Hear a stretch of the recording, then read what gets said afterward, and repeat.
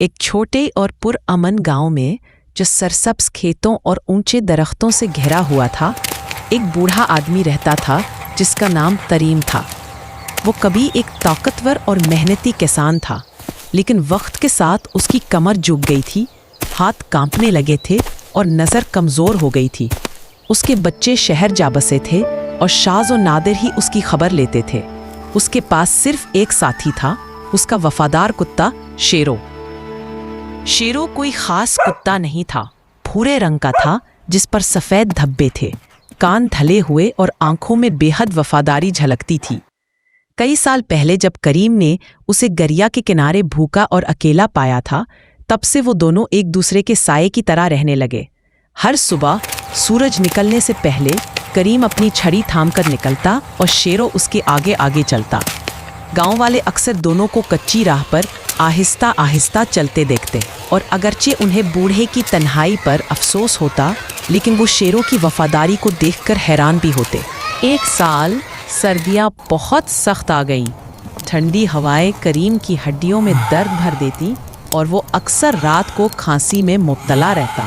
اس کا کچا مکان ٹوٹا پھوٹا تھا، چھت سے سرد ہوا آتی تھی اور آگ جلانے کے لیے لکڑیاں بھی کم تھیں، لیکن شیرو کبھی اسے اکیلا نہ چھوڑتا۔ وہ رات کو اس کے پاؤں کے پاس لیٹ کر اپنی گرمی بانٹتا۔ ایک رات کریم سخت بیمار ہو گیا۔ وہ اتنا کمزور تھا کہ پانی لینوں بھی نہ اٹھ سکا۔ چارپائی پر لیٹا کانپتا رہا اور مدھم آواز میں کچھ کہتا رہا۔ شیرو نے اپنے مالک کی حالت بھانپ لی۔ وہ بے چین ہو کر اس کا ہاتھ چاٹنے لگا اور رونے کی طرح ہلکی آوازیں نکالنے لگا۔ پھر اچانک وہ باہر بھاگا۔ سرد رات میں وہ گاؤں کی گلیوں میں دوڑتا رہا، زور زور سے بھونکتا، دروازے نوچتا اور چیختا رہا۔ شروع میں گاؤں والے تنگ آ گئے اور اسے ڈانٹا، لیکن جب وہ ایک آدمی کے کپڑوں کو دانتوں سے کھینچنے لگا تو انہیں شک ہوا۔ ایک دیہاتی بولا، کچھ نہ کچھ ضرور ہوا ہے۔ شیرو نے کبھی ایسا برتاؤ نہیں کیا۔ وہ سب شیرو کے پیچھے چل پڑے اور آخر کار کریم کی جھونپڑی تک پہنچے۔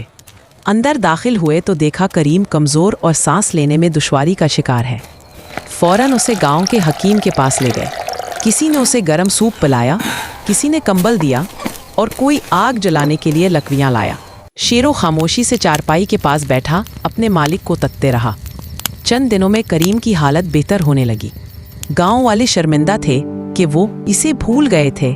انہوں نے وعدہ کیا کہ اب وہ اس کا خیال رکھیں گے، لیکن سب نے مانا کہ اگر شیرو نہ ہوتا تو بوڑھا آج زندہ نہ رہتا۔ اکثر شام کو کریم آگ کے پاس بیٹھتا، شیرو اس کے قدموں کے پاس آرام سے لیٹا ہوتا اور گاؤں کے بچے اس کے گرد جمع ہو جاتے۔ وہ نرمی سے کہا کرتا، یاد رکھو بچوں، رشتہ صرف خون کا نہیں ہوتا، اصل خاندان وہ ہے جو مشکل وقت میں تمہارے ساتھ کھڑا ہو۔ یہ سنتے ہی شیرو اپنی دم ہلاتا، جیسے ہر لفظ سمجھ رہا ہو۔ اصل وفاداری اور محبت دولت، طاقت یا رشتہ داری سے نہیں ناپی جاتی، دل کی سچائی سے آتی ہے۔ بعض اوقات سب سے